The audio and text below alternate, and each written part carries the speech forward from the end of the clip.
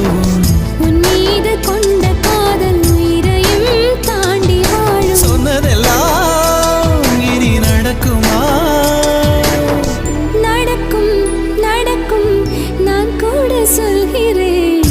அழகே பிரம்மனிடம் மனு கொடுக்க போயிருந்தேன், நீ என் மனைவியாக வேண்டும் என்று.